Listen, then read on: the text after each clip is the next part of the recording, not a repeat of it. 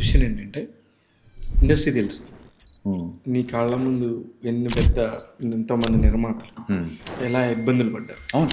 నీ సినిమాలకి డబ్బులు రాని నిర్మాతలు ఎంతమంది ఉన్నారు. అవును, నీకు తెలుసు. అవును. ఇవన్నీ చూసి ఇక్కడ నువ్వు పెట్టి గెలుద్దాం అన్నా చూడు, నాకు అది నచ్చింది. అంటే ఇంకా ఇది ఇది ఇది నిజం తేల్చుకుందాం నేనంతో అనుకున్నప్పుడు ఫిక్స్ అయ్యాను. ఇంకా ఫిక్స్ ఆర్యాపార్ అయితే ఇదర్లు అయితే ఉదర్లాగా ఫిక్స్ అయ్యా. ఇంకోటి అన్నా, ఇప్పుడు నాతో సినిమాలు తీసిన వాళ్ళు నష్టపోయిన ప్రొడ్యూసర్స్ ఉంటే నేను ఏ రోజు కూడా నా రెమ్యునరేషన్ నాకు వచ్చింది తీసుకెళ్ళిపోదాం అనేలా లేకుండే. నేను నీ ఉద్దేశం అది కాదు. నేనే చెప్తున్నా, వాళ్ళకి ఎంతమంది కొత్త నిర్మాతలకి ఎన్నిసార్లు చెప్పానంటే తప్పు అవుతోంది, చూసుకోండి. అది కూడా తెలుసు నాకు. నువ్వు ప్రొడ్యూసర్స్ ని సేవ్ చేయాలనే ఉద్దేశంలో ఎలా పోరాడతావో నాకు తెలుసు. ఎంత పోరాడి నేను బ్యాడ్ అయిపోయి ఆ డైరెక్టర్ దగ్గర బ్యాడ్ అయ్యి ప్రొడ్యూసర్ నన్ను డిసోన్ చేసుకుని నా డబ్బులు నా రెమ్యునరేషన్ కూడా నాకు వద్దు, తప్పు జరిగింది చూసుకోండి, చెప్తోంది ఒకటి చేసింది ఒకటి.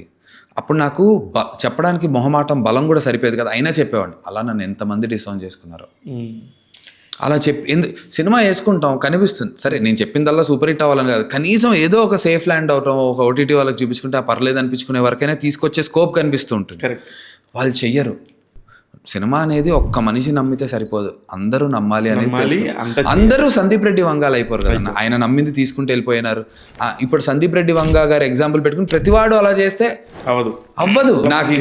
నాకు ఇది నేను అని ఆయన చూసి ఇన్స్పైర్ అవుతున్నావు. అరే, ఆయనకు ఉన్న కన్విక్షన్, ఆ టాలెంట్ నీకు అంతా ఈక్వల్ అన్నీ ఉంటే లేదు. అది నిల్చోబట్టి ఈ రోజున ఇప్పుడు దేశం అంతా గర్వించి ఒక కోహినూర్ వజ్రం లాంటి డైరెక్టర్ గా దొరికాడు మనకి.